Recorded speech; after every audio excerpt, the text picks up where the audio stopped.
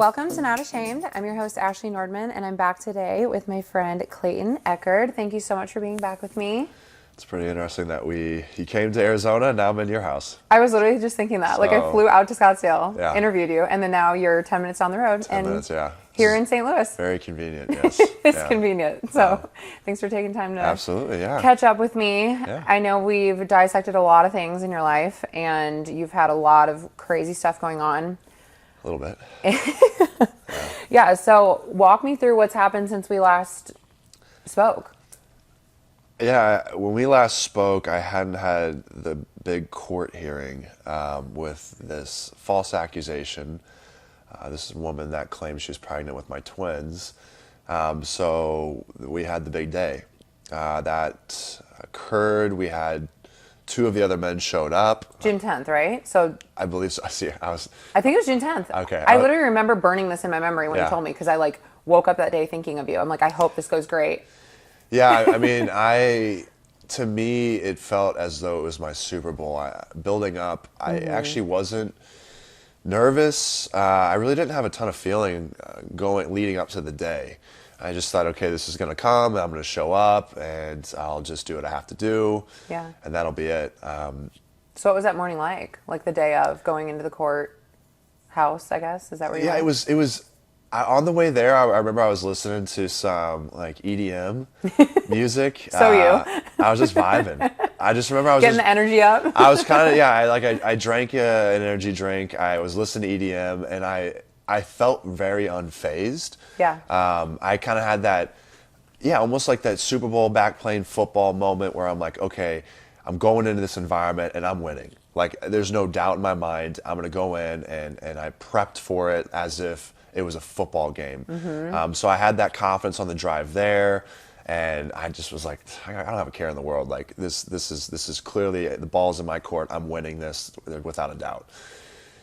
And that's the way I carried myself when I went in. The second that I arrived, I got out of my car and I met up with my lawyers outside in the parking lot. And then when I saw her and her mother and the medical expert, I had this rage that just overtook me. And it's my demeanor flipped 100%. I went into like complete silence. I walk into the courtroom, I see my family, I give them a quick hug, but like I didn't want anybody to talk to me. I stood outside the courtroom waiting to walk in for like 30 minutes, and I just stared at the door. It's just because my emotion hit me in that moment. A lot hit me at once. I thought, how frustrating is it that I'm here? Yeah. That this woman had the audacity to show up with her mother, who's, again, complicit in all of this, and a medical expert that is a fraud. And how dare they show up? I mean, I was absolutely irate. Because I guess in my head I thought, you shouldn't show up. You're the guilty one. Like, why are you continuing to take this as far as you have? Like, just give up. Exactly. And was she acting like super confident, like she had this in the bag? She just, I mean, her whole demeanor is that, and I know she doesn't believe herself, but she's just sticking with this, I'm going to take this to my grave. Yeah, and she thinks that she's a victim. And she thinks she's a victim, and I just, oh man, I mean, just talking about it, like, I was so angry at that point. We get into the courtroom, and I sit down, and I just start fuming. I mean, this rage is just driving me. I can feel like adrenaline racing through my body. And for the first hour, I was zoned out. I was staring down at the desk in front of me, and I just remember I was like, I just felt like I could run through a wall. I mean, my adrenaline was just firing on all cylinders. And then at one point she said in the courtroom that I raped her, and I remember at that point I was ready to flip the desk. Like, I just felt like that was the angriest moment of the court hearing when she said that. I was like, I cannot believe that you are this ridiculous, that you will continue to just launch off claim after claim after claim when we have all the evidence that what you said it was consensual what we did, but you've lied about what we've done. Yeah. And now you're trying to say I raped you. I mean, it just, That was very out of left field, I feel like. she threw it out so nonchalant, which also just, I mean, that's what got me so angry. I was already fuming, and then Yeah. she said that, and I was like, this woman needs to be put away for good. Like, Seriously. It's disgusting how people can just say what they want and just try to ruin your reputation. and she just says whatever. I mean, she makes up rape claims. She makes up having an ovarian cancer with one. Cancer? Yeah, she claimed she had cancer with one of the previous victims and had Oh her my God. ovary removed. And now she's saying she never sent that message. Did she bring this up in the courtroom? That was brought up by my lawyer. Yeah, because it was found on one of the previous victims' hard drives. He gave forensics his entire hard drive and all the information on it, and it uncovered a lot of text messages and things that she had said. Yeah. She comes back and says, "I never said that." Yeah. After Well, here it is. a forensics expert was like, "No, we scrubbed his laptop. This came from your phone." I'm just like baffled that a forensics team is involved over some stupid girl just pretending that she got pregnant by you. Yeah. Like, Yeah. It's no words. I'm angry for you, so I can't even imagine what you were like in the courtroom. And then again, for the audacity for her to say, "Well, I didn't send that," it's like, are you serious? Like, Yeah. this is a forensics expert. And she's trying to embarrass you in front of your family and all your supporters too, and I feel like that is added pressure too, because it's just hard to hear that. Yeah, I mean, I know everybody that was there just shook their heads. Like, he didn't. Nobody believes her. No. I mean, she has nobody that believes her at all. I think not even her own mother. No one believes her, but they're deciding to stand by her. But about an hour in, after she made that comment, I was fuming, and then I was like, Clayton, you have to. I closed my eyes. I'm like, calm down, because you will run yourself dry. Like I'm like, you're gonna be so wiped out. Yeah. And I was like, and you still have to testify. And so I started, I closed my eyes. I started breathing slower, and I was like, just calm down. Like, you can't run like this for the next hour, because we had 2 hours. But then the case just kind of like blew through. She had an expert that was really uncredible. He was retired, so he was just making BS up. He was like, she was 99% pregnant, no chance. I mean, the guy was, he was not credible. But then her lawyer spent so much time examining her that he ran out of time, and he didn't examine me. Really? I mean, completely just blew his. He wasn't smart with his time. He just, and then tried to make it seem afterwards. He went online and was like, I did that on purpose. No, he didn't. He's not professional either. The McGregor of attorneys or whatever you told me he said. He's ridiculous. And he said, "Oh, I'm just doing my job. I hope you understand that." No, I'm like, no. Listen, it's a choice that you've decided to represent this person. So. Anyways, he didn't have time to even examine me, and it was a win. I mean, we walked out of there and we knew we're like, this was the best way it could have gone. I have literally the best representation. Greg Woodnick and Isabel and Deandra, my team, like, they're incredible. And I mean, they just smoked it. Deandra, incredible cross-examination on Laura. I mean, absolutely, it was just shaking her. And then Greg, I was like a proud father moment. Like, Greg Woodnick, I mean, took her medical expert and just took him to shambles. Really? And this guy was acting all tough, like he was Mr. Expert and Mr. This is my word, and my word is it's fact. And man, Greg handed it to him. I mean, I was very proud of him. He went right at him. He was just tearing him to pieces, just stripping apart his testimony. And I mean, I just was like, man, I got so lucky that I had all the pieces come together. I mean, an incredible law team that absolutely just blew it out of the park. I had the 2 previous guys, sitting back there that showed up because they're like, hey, listen, we want to be here to support you. 2 previous guys? The previous victims. Of Laura Owens? Yeah. Okay. Yeah. And they were accused of the same thing? Yeah, well, yeah. So that was the thing was, so Greg Gillespie, previously, and he said I could mention his name. She claimed she was pregnant with twins with him, Okay. but then she claimed she took abortion pills and then lost one of the kids, but then the other one still possibly survived. So that's how she was able to say, well, I might still be pregnant with one of them. And then she claimed abortion coercion. She said that he forced her to take these pills.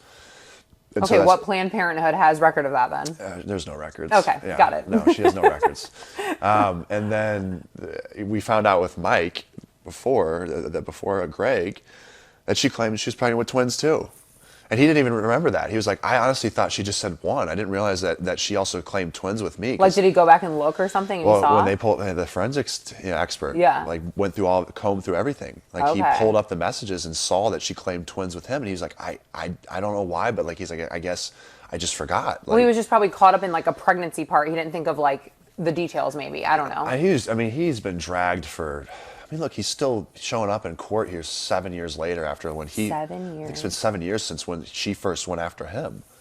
Oh my gosh. So did she start doing this, like, she must have been young, because she's probably not old now. How old is she? She's 33, I think. So she was like 21, 22, whatever, when this all probably... Well, no, 25 maybe, whatever. Yeah, I won't mention the other guy before, because he doesn't want to be a part of it, is my understanding, but there's 4 of us confirmed. Okay. And that guy was before Mike, and he was, I think, 8 or 9 years ago. So we're looking at nine or so years at least. Like almost a decade track record of ruining men's lives and making shit up. Yeah, yeah. And so they showed up for you. Did they have to fly in?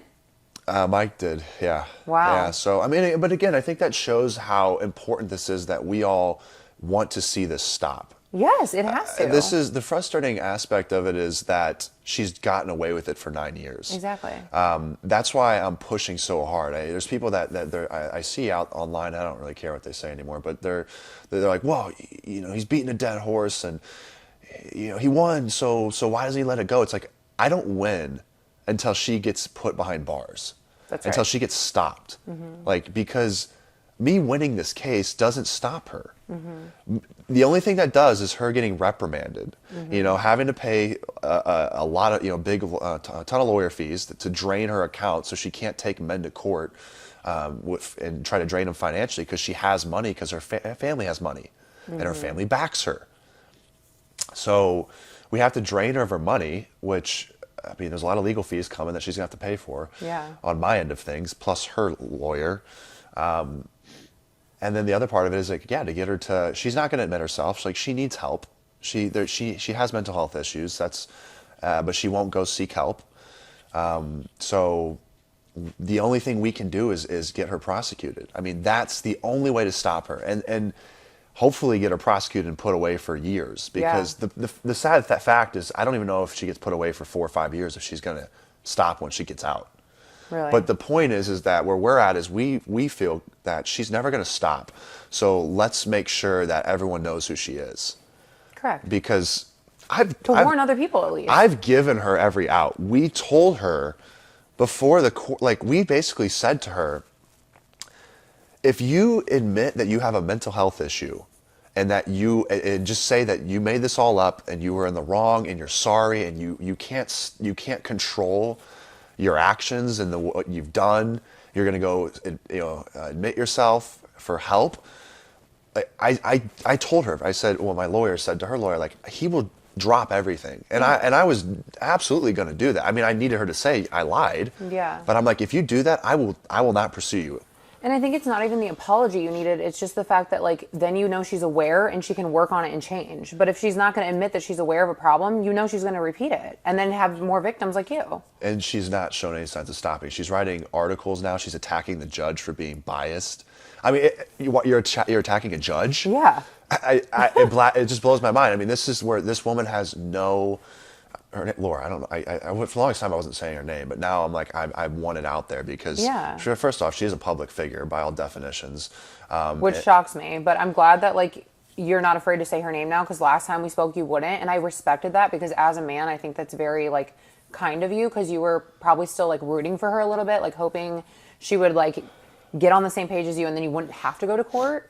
Because I think you're like me. You don't want to ruin someone's life. You didn't want to ruin her life. But, like, if she's going to do this to you and do this to other people, you have no choice. You have to. Yeah, and I was trying to give her every chance to you can back out of this, before like this gets blown out to the masses.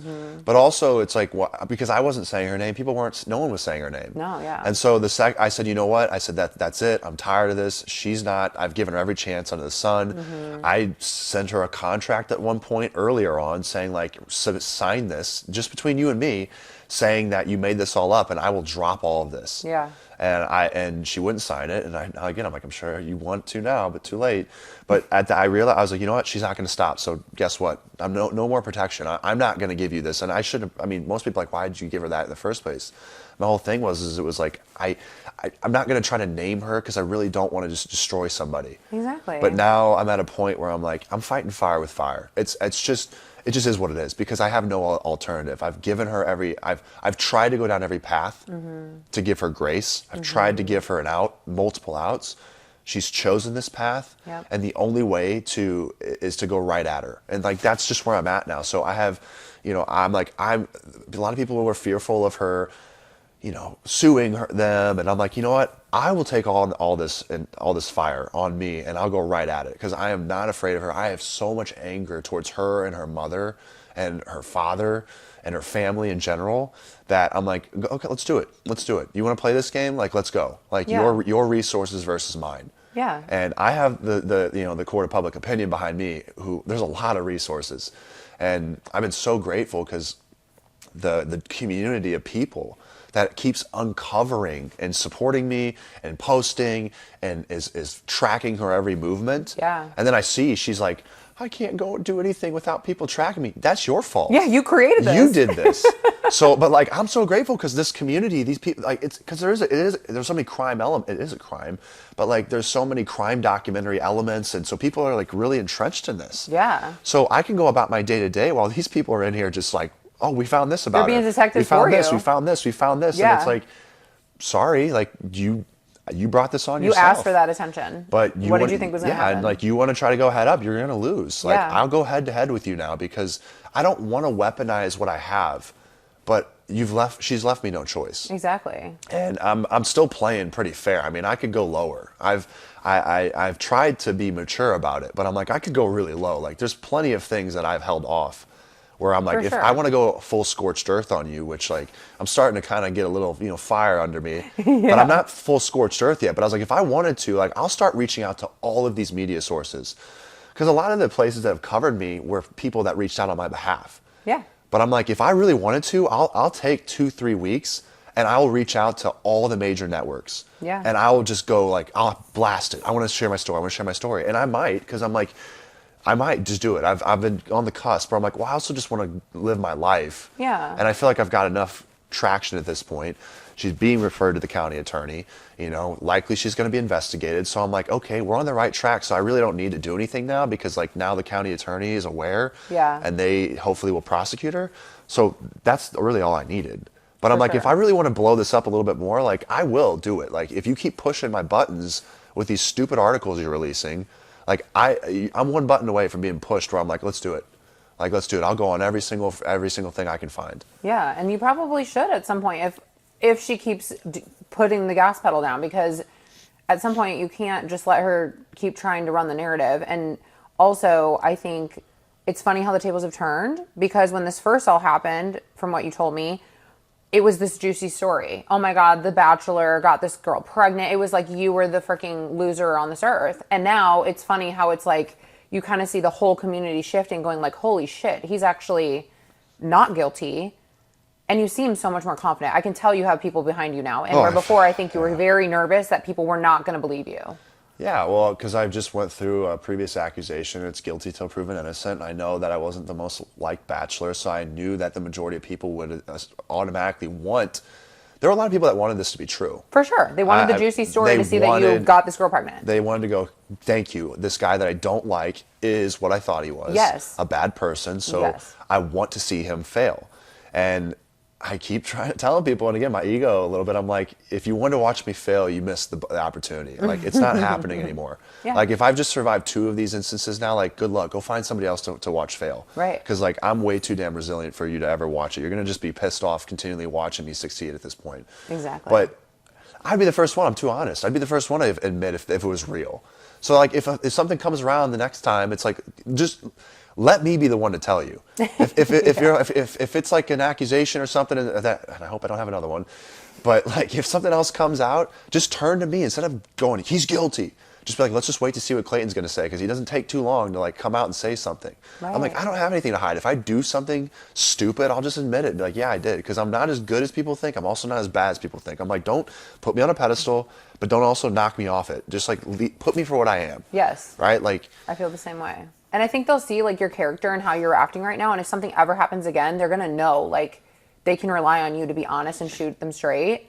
But I think this all came about right after you being on reality TV. So people just don't even know what is real. So they just assume you are some shithead like that did all this stuff, you know? it's funny because I just, I guess my season just got put on in Hulu and Paramount Plus. Oh, I'll have to go So now I'm getting, watch it on there.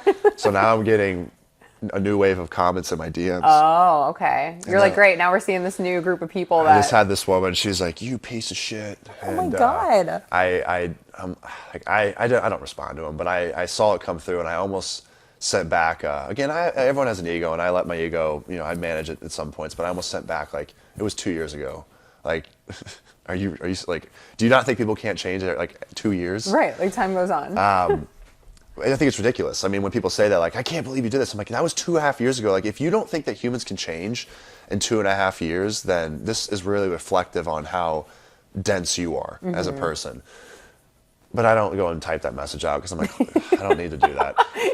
You like audio messages this lady, just like Yeah. a reamer. I like started like I was like, I want to type something. I was like, don't forget, like you're wasting your time, Clayton. Like somebody that thinks that what they saw on TV is reflective of who you are, and from 2.5 years ago, if they think you're still that same person, they have their own problems, Yeah. right? Like you're gonna waste your breath trying to convince them. They are not gonna be able to understand reality. Like their emotional intelligence is not there. Exactly. That's what I always try to tell my friends. I'm like, if someone's trying to argue with you over that kind of stuff, don't even waste your energy arguing back because you're not going to disprove them. Like they are convinced and not even on the same wavelength. So it's not worth your time. And I think that's a smart way to, I mean, you and I are similar where like our energy gets tapped kind of easily because we have a lot of input and output happening. So it's not worth it.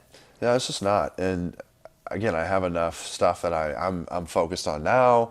But I want to see the other side of this. I think it's just like the saga though that doesn't end.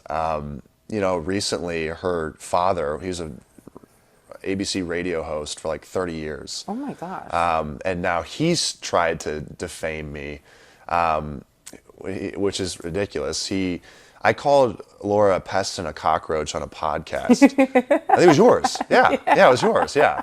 And she is a cockroach. because she won't go away. No. And I used that terminology, and then I didn't know they're Jewish apparently. Oh. Even though I've heard they don't celebrate any of that. They celebrate Christmas. They also changed their last name to not be Jewish.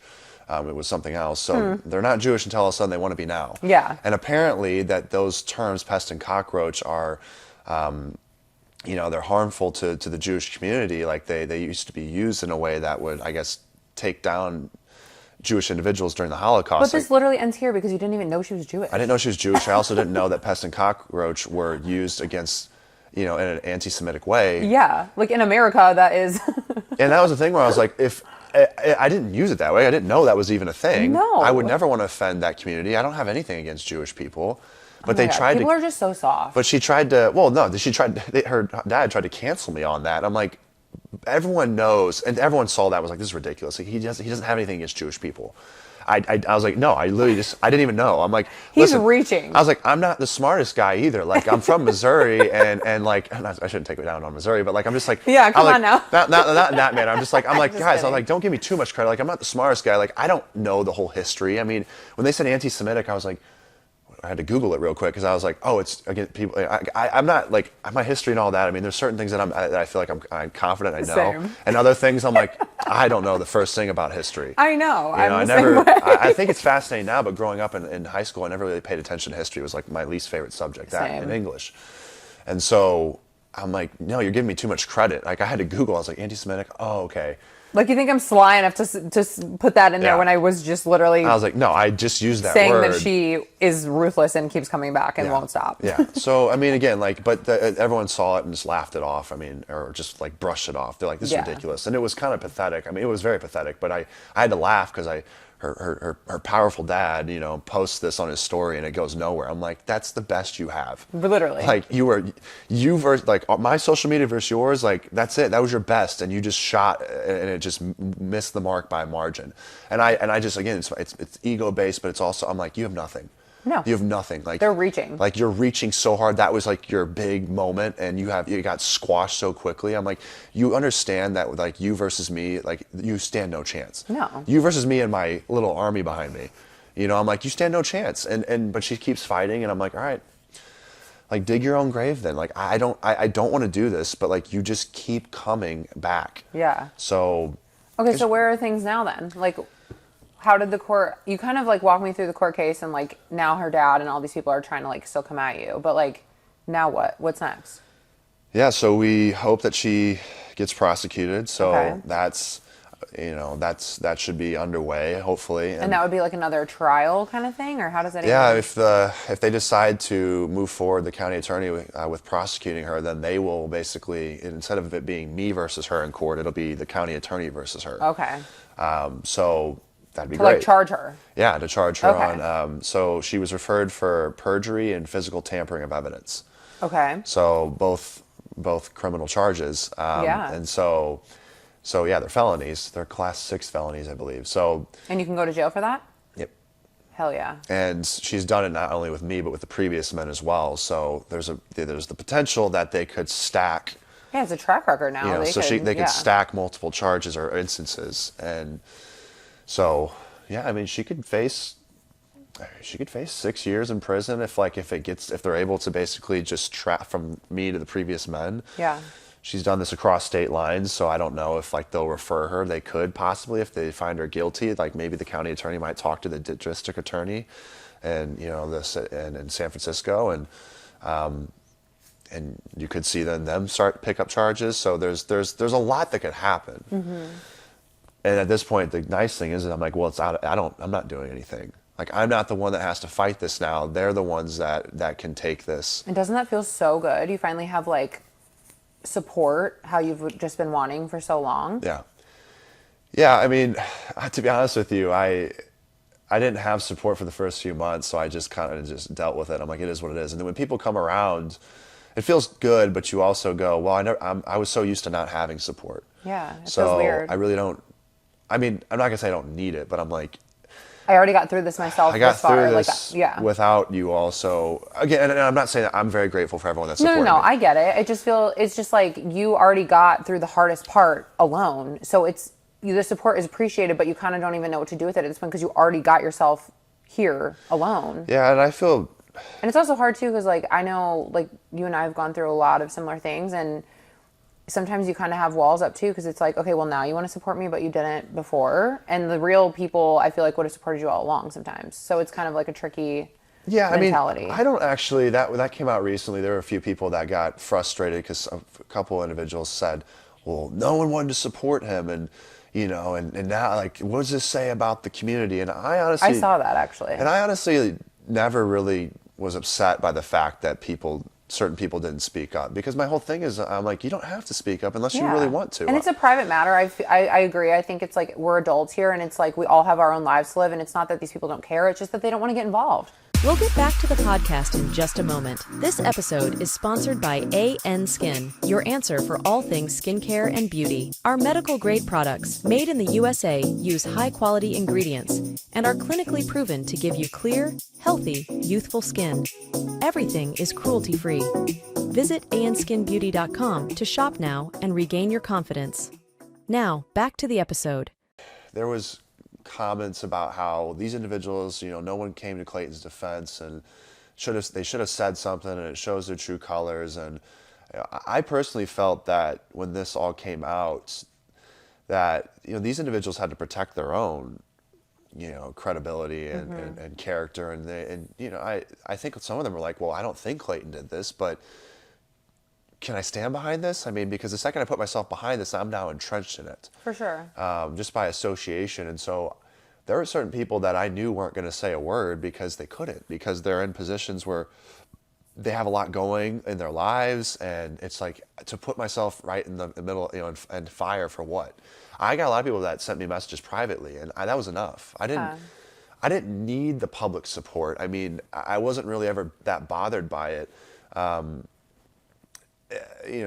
Because I saw comments how people said, well, Bachelor Nation, they came to this person's defense, but not his. And it's like, no, it's just because they decided to for whatever reason. And I don't expect everyone to be, a warrior for me. Everyone has their own lives, and there's a lot of things I don't speak up about. I get comments all the time. Why aren't you commenting on this? This tragedy is happening across the world. Why aren't you using your platform? It's like, well, because for one, I don't really know the full story of what's going on overseas, so I'm not going to speak on it. I'm not this expert in the field. I don't speak on things that I'm not an expert on. I get the same messages, and it's like, listen, it doesn't mean I don't care. It just means I'm not sharing it on my social media, and people don't understand that. They think like everything you share online is everything you love, and it's not. You can keep anything you want private. I also think too, though, that there are so many things happening. You could spend your entire life being a justice, a warrior for all these different causes. There's thousands of causes that are every single day. Mm-hmm. There's deaths, there's this, that, and the other. If you spent your time being an advocate and voice for all of those things, you would be entrenched in it 24/7. Yeah. And my whole thing is like, I don't speak up on certain things because one, I don't have the experience on it. Two, like I have my own life, and we all have our own lives, and I don't think there's like this shame that people expect you have a platform, so you should speak up on this. And it's like, I can't be entrenched in negativity nonstop. Like, correct. I need to also live my life, and I have to be selfish to protect my well-being and to be able to move my life forward. If I were to just be in all of these events occurring around the world and in our country nonstop, I mean, I did that in 2016. I got really into politics, and I was reading everything, and I was the most negative I've ever been. Yeah. I woke up every day, I would go on Apple News, and it was like negative, some thought piece, somebody died here, this, and I would read it, and I would go into my work, and I would talk to the doctors when I was working in medical sales, and we would talk about it, and then we would get all agitated because of the negativity swirling around it. And I had never been more negative than when I was entrenched in like world events. Yeah. And I'm like, I can't do this. Mm-hmm. Like the reality is that I need to focus on just being as positive as I can be to the people that are in my immediate circle and those that are maybe like not in the immediate circle but that are on the periphery. Yeah. And so ever since I've cut a lot of that out, and I'm like, I have so much energy, and I'm going to pour into trying to make a difference in the mental health sector. That's my passion. But I can't pour in every other sector, because I tried to do that, where I tried to be just well-versed on everything happening around the country and world, and mm-hmm. I had never been more negative in my life. I mean, I was so depressed, I was so angry all the time, and I'm like, I can't do this. I cannot take on everyone else's trauma, mm-hmm. because that's what people do. And it's like, do you understand you're harming yourself? The things that you're subjecting yourself to are just wearing on you. Exactly. And you have to take notice of that and say, should I really keep reading up on this, or do I need to cut this out completely? And cutting it out doesn't mean that I don't feel for these people that are struggling elsewhere. It's just like, I don't have the emotional fortitude or the strength to take this on. I have enough in my own life. Yeah, you just don't have the capacity to. And Yeah. I think when we have things we're passionate about, we make room for that. And like you said, you can't hit every single angle, every single topic all the time. So why mental health? Is it just super important to you because it's something that you've had to work on? Yeah, I mean, mental health to me is when you are able to manage your mental health, it's the difference between success and failure. It's the difference for some people between life and death. Yeah. It is something that we can manage. There is a sense of control that we have. Ultimately, we really do choose how we feel. I mean, to a degree, but we have the ability to choose how we react, I should say. Yeah. Sometimes we just have a flood of emotions that come in, and we have to weather that storm, but we ultimately choose to decide how we perceive our lives. And I used to think that wasn't a thing until I started diving deep into mental health, and I realized there's a lot of power we have over our minds and over our bodies, and what we put in our bodies, the way we nourish ourselves, our second brain, our gut. If you feed like the gut instinct, like you have to feed your gut the right things so that it can give you those instinctual moments, so that like it can operate at its highest capacity. When you're starting to flood your body with junk, it clouds your mind, and that's why you get a stomach ache. And what happens when you get a stomach ache? You have anxiety, and when you have anxiety, you start making emotional based decisions that aren't rational. And people don't realize these connections here. And so my whole thing is like, it's all tied in.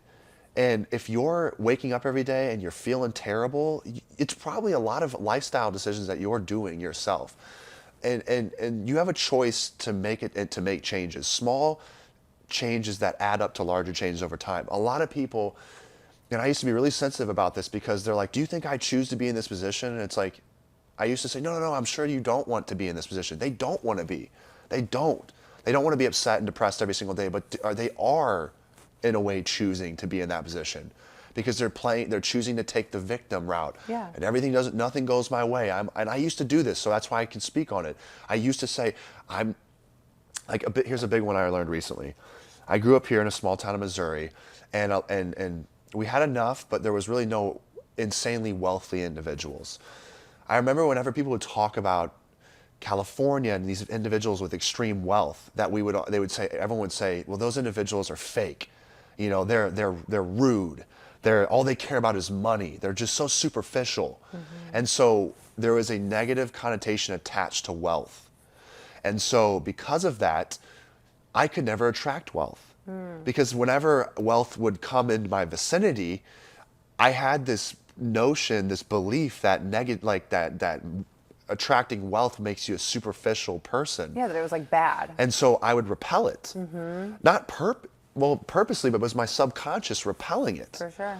So what I had to do is I started meeting these individuals, and I found out they're actually really great. They're super insightful. They're not superficial at all. They're just busy. They're not rude. Yeah. They just have like 4 jobs. Yeah. Or they're just always working because they're passionate. Yeah, and they have nice things because they work hard for it. They work hard proud. for it. And everyone that grown up, not everybody, but a lot of people that were like, these individuals, you know, they were given it. It was mommy and daddy's money. They inherited the wealth.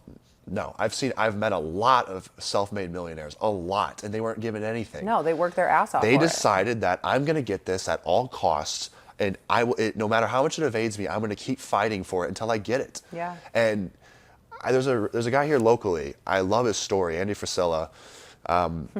I've met him a few times, and Same. And I think he's great. I mean, he's very opinionated, and I like that though, because I'm like, he stands on what he believes in. Like, do I believe everything that he believes? No, I don't. But what I like is that he'll give you the time of day. I mean, and he'll talk with you, and he'll just I've had great conversations, but his story is so powerful. He said that he slept in his supplement store for like the first year. He had a couch. On a couch. And he said the first day that he opened up his business, he sold $30 in product. $30. Yeah. This guy's net worth now is like $100 million or something ridiculous. Yeah. But that's not overnight success. No. But everyone sees him now and goes, oh, it's got to certainly be nice to have all the supercars in the houses. It's like, this man slept on a freaking couch. 20 years ago. He's been grinding. That's how bad he wants it. Yeah. That's how bad he wants it. He's still grinding. Like, he could kick his feet up. He's still doing podcasts. He's doing this. He's got all these aspirations. Yeah. Try to tell me that guy had it handed to him. He did not. Not even close. No. And that's just one of hundreds of people that I've met out in Scottsdale. Mm-hmm. And so this whole narrative, when people say like, well, this person was just given it, I was dealt a bad hand. I can show you people that had nothing. I played football. You know how many of my teammates came from the worst areas of the country with not a dollar to their name? They had to split a Happy Meal with their siblings because that's how poor they were. Mm-hmm. They had to get through, they had gang life around them. They literally had no opportunity. There was barely any businesses around. I mean, I had a teammate from East St. Louis. All people say is there's just a gas station there. That's it. There's nothing. Yeah. They see a teacher driving a Prius. They see a drug dealer driving a BMW. They're like, as a kid, when you see that, you want the nice car. Mm-hmm. So why would you want to go be the teacher when you see like the drug dealer over here? And that's what they're seeing. Yeah. And so, but they had nothing, and they made it out, and they found a way. And I'm like, I point to them, and I'm like, they had nothing, like truly. So these individuals that keep saying like, well, I wasn't dealt a great hand in life. and so that I'm just not meant to succeed. And it's like, you never will. Because your mindset hasn't because you shifted. keep saying that. The second you decide to stop saying that, again, let me speak on myself here. I have a lot of people that look at me and they go, look at him. He's always been the superstar athlete. He's always been able to get the women. Like, he's had everything just handed to him. And I'm like, let me show you a photo of me from 7th grade. I was a short little kid, small, tiny.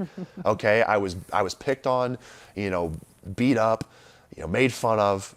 I was a 4th string quarterback my freshman year of high school. I didn't start varsity till my senior year. I didn't get a single scholarship offer to any college. I walked on at Mizzou. And I ended up getting tall. I had 2 growth spurts my sophomore and senior year of high school, or maybe it was my junior year, and shot up. But then everyone's like, oh, he had the size. No, I worked for it. Yeah. I was 195 pounds my senior year of high school. I put on 80 pounds when I went to college. Damn. That's hard work. Yeah. That's wasn't just given to me. No. And then I was a walk-on. I got a scholarship, and then I ended up going to the NFL briefly. But then I worked myself up to get to this size. I was, building this image to try to impress people, but I had this, I was looking for external validation, so that drove me, to build who I am. Right. But then I just kept chasing and chasing, and I'm like, I don't care if I didn't have a scholarship coming. I'm going to walk on at Mizzou, and then I don't care if I'm a walk-on. I'm going to make it on the field. I didn't make excuses. I just showed up and worked. And so people say, oh, like he was, given this. I'm like, nothing in my life I was given. I worked for all of it. But that's where everyone wants to say, like, oh, look at him. I'm like, let me show you this photo. I show them this photo of 7th grade, and they go, that's not you. I'm like, it is. Yeah. So look at that 7th grade kid that had nothing of what you see now. And that 7th grade kid decided that he wanted to basically impress everybody, so he's going to work as hard as he can to be as impressive in the eyes of everybody else. And so I built this external image. Well, now I'm like, okay, the validation comes from within. So now I've found the internal validation. But I let those external motivators wake me up every single morning. And I'm like, I have to put in more work than everybody else in order to be the best, in order to be seen as enough. And that's what I did. I didn't make excuses. I just showed up. I wasn't given anything. So you can tell I have a very it's a pressure point. Yeah. Because what I've realized is I'm fired up for these people, because I'm like, you keep making excuses and playing the victim card. You will always be the victim in your own mind, and you will always never ever succeed until you stop playing it. That's right. You just choose to start taking these steps. But if you want to keep saying that life's not fair, then it will never be fair to you. Life isn't fair. But you have the ability to change your trajectory 100%. And it frustrates me, because I'm like, that's why I have mental health, because I'm so passionate. I'm like, please, maybe if you listen to my words and you don't take it as an attack, because some people will hear this and they'll go, oh, this guy, of course, has it all and says this, because their ego's going to get attacked, because they don't want to hear the fact that they're in the position that they're in because of them. They don't want to hear that. It's actually constructive, because you care for people and you want, I want them to get out of it. I'm like, best. please, just get your ego to step aside for a split second and just consider the fact that maybe it's you that's holding yourself back. Well, that's painful to hear. And it's painful. And I'm like, I'm not saying it to degrade you. I'm saying it to hopefully get through to your ego. Because people talk about ego sacrifice. I don't think you kill your ego. I've heard this from people like, you got to kill your ego. I'm like, I used to think that too. I'm like, I don't think you kill your ego. I think you take your ego up to the edge of a cliff and you're like, I'll drop you off right now.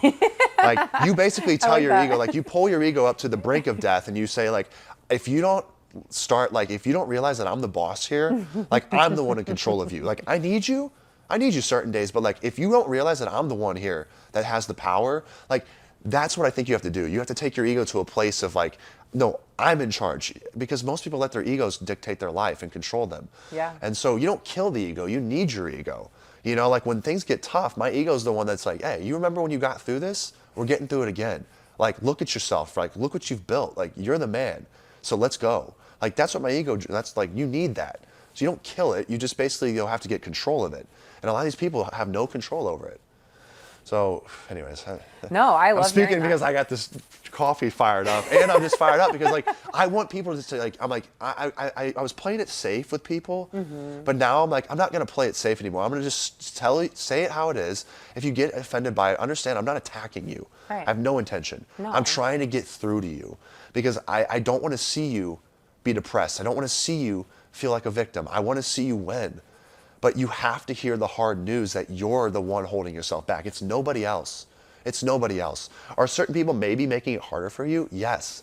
But ultimately, you could start to turn this thing around, and you'd be in a better position. That's Are you right. going to be the next Elon Musk? I mean, probably not, because Elon Musk is hardwired in a way that, like, mentally most people can't be Yeah. hardwired that way. Yeah. You know, but could you be in a better position than you are today? 1,000%. But I like how bold you are, because look at Andy Frisella. You respect him because he's so fucking honest. He just throws it out there, you know? And same way with like Gary Vaynerchuk and like all those kind of people, or Tony Robbins. Like they have big energy, they're very bold, they're very honest. And I think this is a space for you, because I can see you being fired up about it. Everything you're saying is true. The difference between success and failure is literally what lies between your own ears. Like, It is, what are yeah. you saying to yourself? How are you looking at the obstacles that come in your way? Are you going to find a way around it? Are you going to find a solution? Or are you just going to sit there and complain about it? And that's the difference between winners and losers. So thank you for sharing that. Yeah, and the problem is too, is like that you are who you surround yourself with. So when everyone starts complaining to other people, they feel this support system. But the problem is that you don't want to be in that group. No. Like in that, you'll continue to feed off that, and life's not fair, and that person got it handed to them. Yeah, they did. And then that, because we want support, like we are social creatures, so we go, all right, well, they all feel this way. Like when you break out of that circle, you realize, like, I don't have anything in common with these people anymore, and they've held me back. But again, it goes back on you. Don't blame them. You're the one that allowed yourself to be in that circle in the first place. Right. So I've broke out of my circle, and it just is what it is. I've gotten people from my hometown now and old friends that are now attacking me. Well, they just don't agree with what I'm saying, and I can respect that for their opinions. But I'm like, yeah, the reality is you and I both know that I no longer like have much in common with you. We're different. We're just different, and that's fine. And I'm not. I just am over here now, and you're over here. I'm not above you. I'm not below. I'm over here doing my own thing, and we're just not in the same circle anymore, and that's fine. That just is what it is. I've lost friends, and I've had friends send me messages, and they've been very agitated with what I've become. And I will say, though, some of them are like, hey, I respect you. At the end of the day, I just, it's just frustrating to me that, like, this is where you're at. And I'm like, but this is who I am, and I'm not going to apologize for it. And it's just part of growth. But I respect you, like, thank you for letting me know, Yeah. like, that's fine, like, and we're cool, but like, we're just not there anymore. Like, I broke away from that, and it was hard at first to lose a lot of like your circle, because you start to go, is it me? Is it me? Am I the problem? It's like, yeah, it is me, but I'm not You're the not problem. the problem. You're just growing. It's just me. And evolving. Yeah, it's just me. Like, it is you, Clayton. Like, you are the reason why these individuals are ostracizing you, but you're just not there anymore. You're not with them. Like, you're now over here, and then you find your circle over here. Yeah. Well, your confidence level is a 10 compared to last time when I saw you. I mean, I Feels am good, yeah. so impressed, and I know we're out of time, but Yeah. I just wanted to say, like, thank you for sharing all of that, and touching on the mental health side of things is so important, and you and I are very similar. Like, I love hearing what you're saying, because people need to hear this. It's very important, and it really is how you can have a successful and happy life or be miserable. And to see you, like, firsthand go through, like, one of the hardest things a man can go through, and to see you, like, coming out on top, having the support, getting your head on straight, sitting here right now, like, just exuding confidence. Yeah. I'm really impressed. Thank you. And I have a word for you. I think your word for the rest of this year is redemption. And you're going to redeem yourself and come back stronger and better, because you're like me, and we look back and reflect and go, okay, there are things I might have done wrong, or things that maybe I like overlooked, or people I trusted that I shouldn't have, but I'm going to take all of that, put it in the past, grow from it, Yeah. and create like a better future. And I just feel like, I like that word. Yeah. yeah, that's. I did choose a word for myself already. Did you? But it's because I did it for real estate. I have a really great mentor. His name's Adam Prather. He's an incredible human being, very psychological based. But he already challenged me to find a word, Okay. and my word was rebirth. Oh, So very similar. Yeah, redemption, rebirth, yeah. redemption. That's so similar. So I just got goosebumps. That's cool. So it was really cool, because that word came to me, and I'm like, this is the old me. About 3 months ago, I felt like the old me died. Yeah.